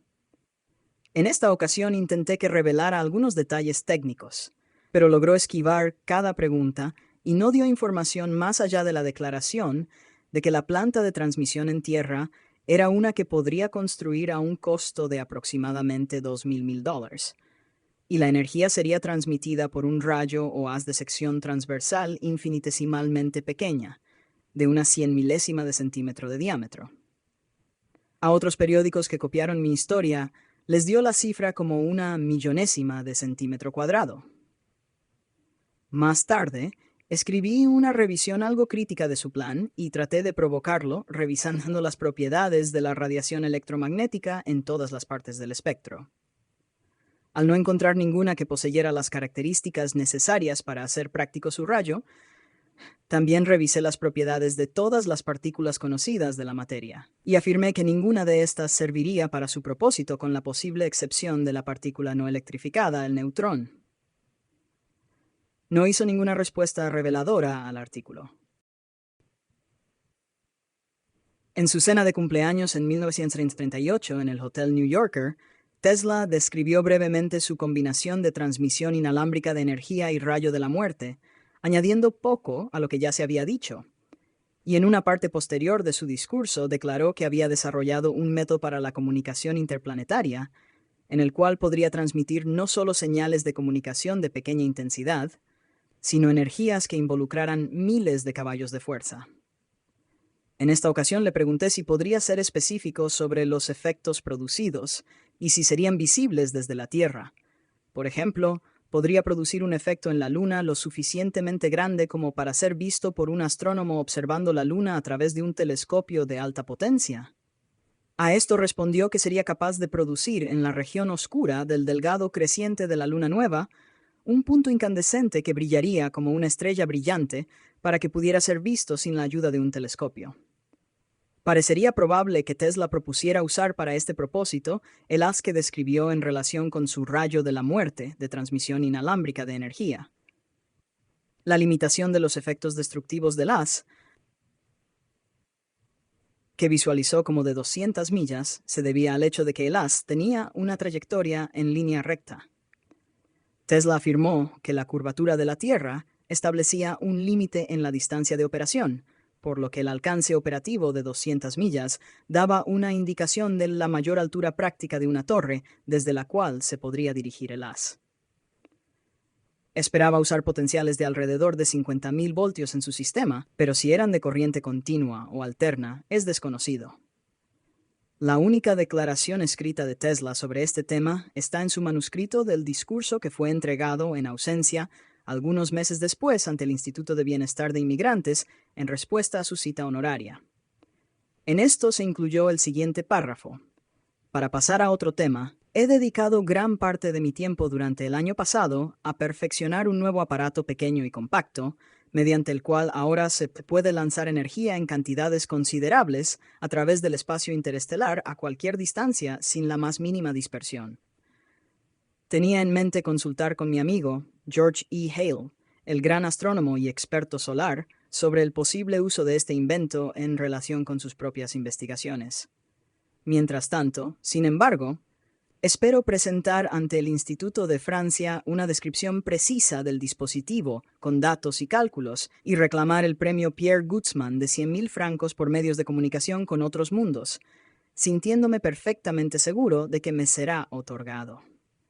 El dinero, por supuesto, es una consideración trivial, pero por el gran honor histórico de ser el primero en lograr este milagro, estaría casi dispuesto a dar mi vida.